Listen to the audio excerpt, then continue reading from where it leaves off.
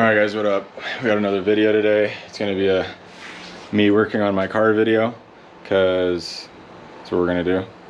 1996 Honda Civic from Colorado. You're gonna run into some rust, which we did. And I did not know that I had this rust up until the point where basically I lifted the carpet and I could see the big old hole. That is a hole. See, that's my foot. So I need to cut that out, probably all the way up to there. Put a patch in it. Also, when I put the Prelude shifter in, it had an indentation that needed to go lower. So I cut holes and did a bunch of ugly stuff. So gotta fix all that. Also put some nuts welded so that I can bolt the shifter. So I needed to get these holes plugged up, right? And as a person who I've never welded before, I've been around welders, this, that, and the other, and I grew up in a shop where, you know, a guy would weld all the time. But it's either I take the car to a shop and have it done, or I do it myself. Originally I was just gonna take it to a shop and have them put some plates in there and just do it up really quick, but there's no engine in the car, and to pay for a tow to a shop, it's going to be $200. Once it's there, you know, to repair rust, which repairing rust on a hole like this, which a lot of shops are usually hesitant on doing anyways, and also putting two plates up there, you know, you got to cut everything, materials, overhead. I was looking at about 500 bucks anyways to do the, probably, you know, I'm literally guessing it probably was a lot more, you know, because welding these days. But anyways, to get this all done, it was going to cost me $600–700. Tow it to there, have the work done, tow it back, and I've always wanted to weld. If you're going to be racing cars, if you're going to be doing all that kind of thing, then you need to either have a buddy that's a fabricator or know how to do it yourself. So that's where this all comes in. I've never welded. I don't know what I'm doing. I literally searched a bunch of videos on YouTube, found out more or less what I needed, and went from there. Basically, got your welding blanket, some wire, flapper disc. I went with the 120 grit. One thing I noticed when I was there is to make sure they all say metal, because I was literally this close to getting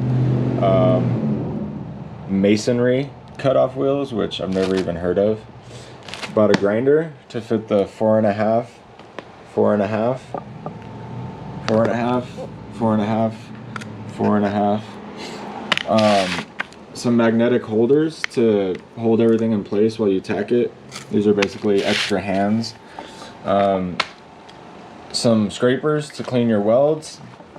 A guy on YouTube basically suggested that you get some thinner gloves so that you can feel what you're doing, and then some sleeves so that you don't burn the shit out of your arms. Another thing we got is a auto dimming helmet. They are on sale, so we'll see. Went with the cheaper one, the Flux 125. A lot of people said to get the best you can off the rip, but for me, I was trying to do this whole job at about the cost that it would have cost me to take it somewhere. So, you know, you're looking at about 500 bucks worth of stuff, and this is generally everything that you'll need to get started on this job. You know, with this, I'm gonna cut the metal. Oh yeah, also I went to Home Depot and I picked up a sheet of 16 gauge steel, which I don't even know if that's right, but it looked like kind of the same thickness, so that's what we're gonna go with. This is to cut out this is to cut out the rust with the cutoff wheels. This is to clean up the edges. I did not have to buy flux core wire because it came with a roll, so that was kind of a waste of money, but I'll probably end up using it. A welding blanket so that you can just surround the area that you're welding with so shit doesn't catch on fire. Another thing to realize is there's a lot of suggestions for you know, your settings over here. I know that I have 16 gauge steel, so I'm going to come over here to 16 gauge with my 030 gauge wire, and I'm going to put it on 4C. So I'm going to come over here and go to C and go to number 4, and there's my settings for the metal that I'm going to work with. So right here, what we're going to do, obviously the rust comes out to over here, so I'm probably just going to cut like right here all the way to over here, all the way along here, and then over here. Boom, just to cut all that rust out. And then over here, I'm probably just gonna put a plate over. I'm just gonna put a plate over all of that. So, all right guys, so this is gonna be attempt number 1 at welding. Wish me luck.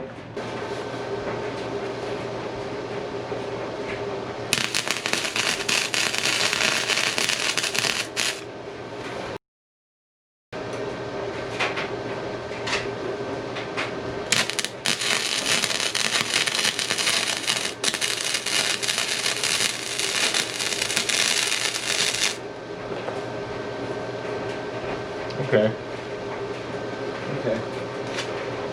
So, seeing my first welds were horrible.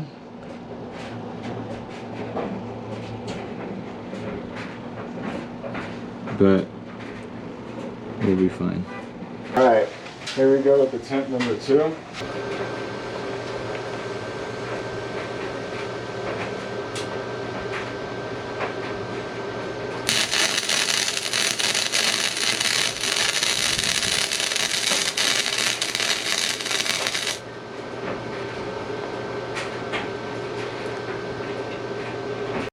I don't know guys, that's not the worst thing in the world for weld number 1. This is the other side.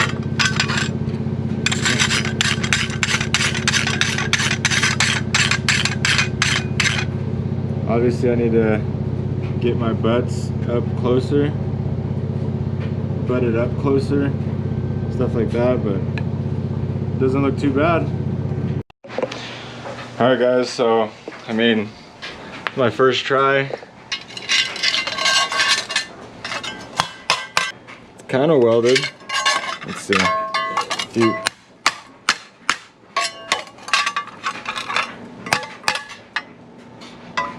And I mean, let's be honest.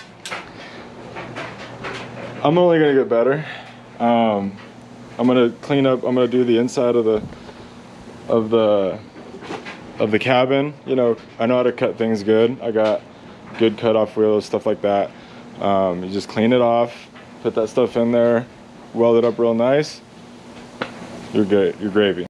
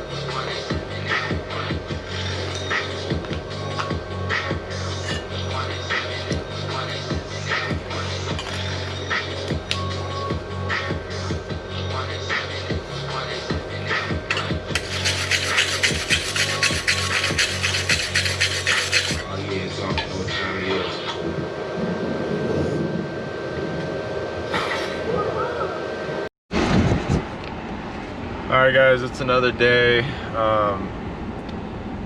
Heading down to the parts store, heading down to a few places. I'm heading down to the metal supply store.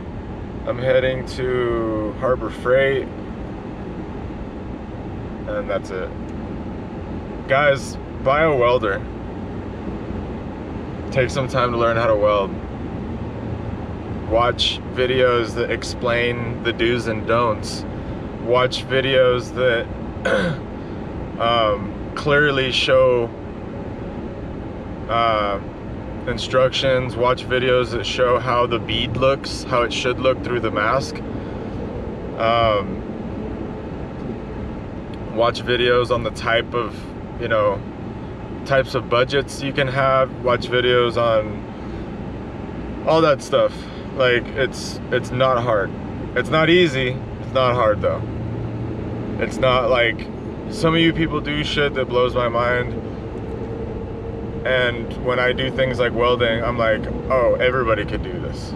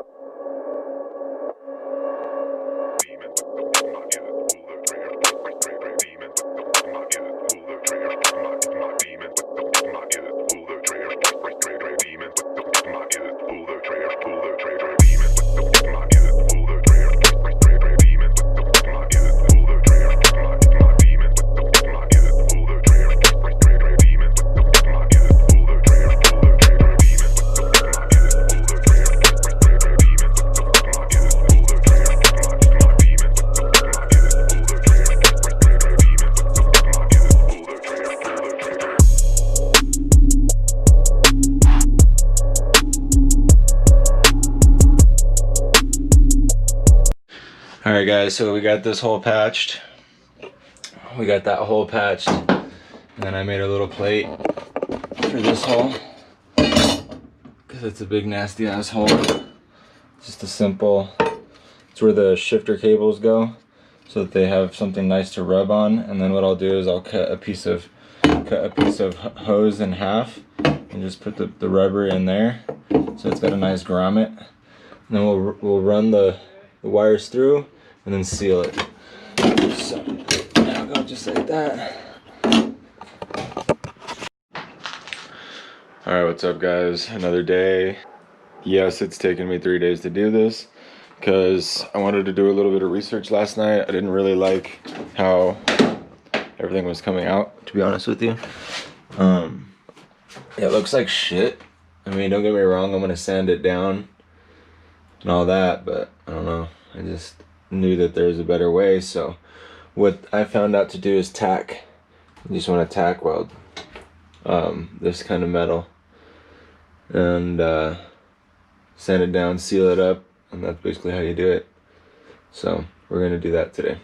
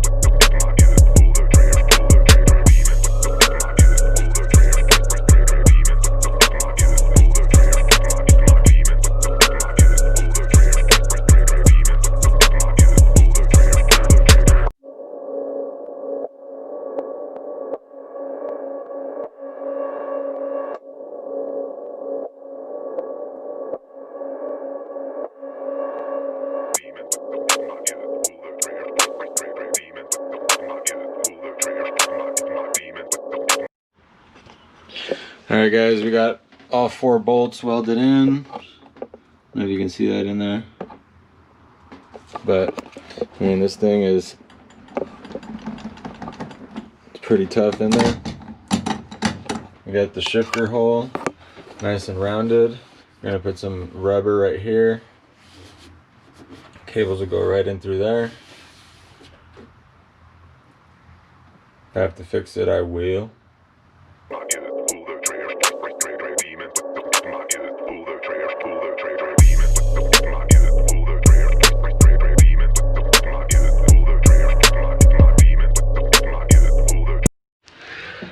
Alright guys, as you see here, we have some rust in this hole that I don't like.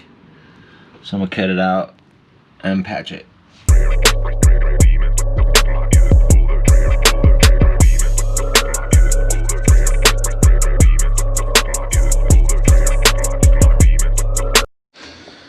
Alright guys, we got the hole cut out. I'm gonna cut a piece out of my piece over here. This thing was all rusty, so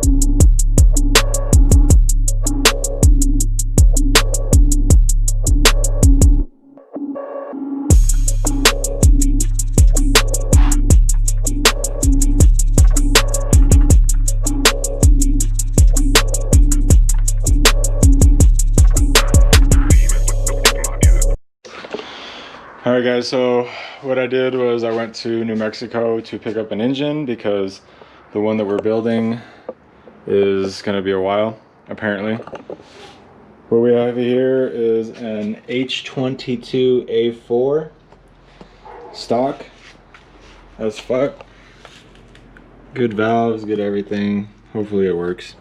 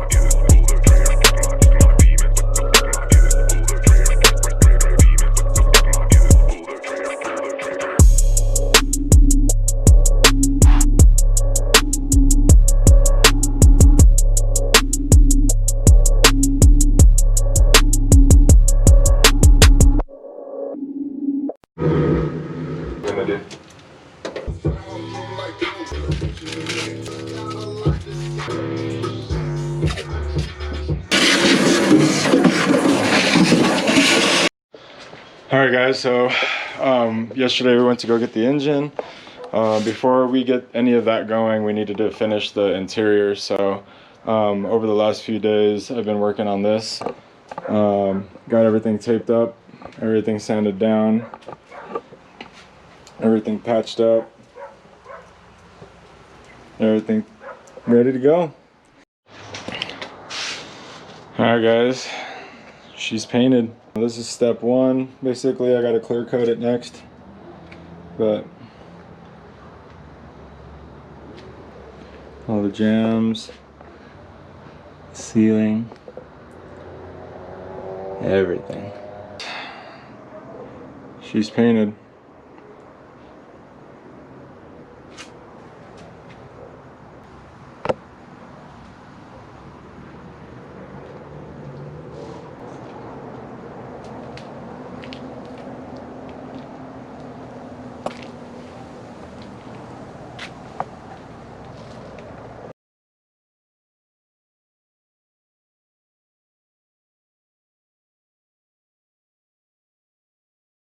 Tape is off.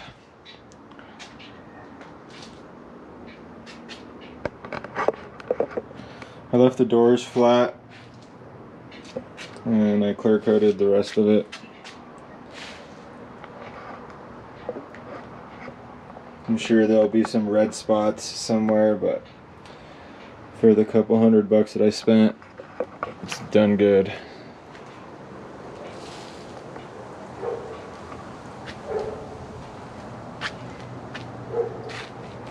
This will look a lot better than just having a bunch of mix match stuff.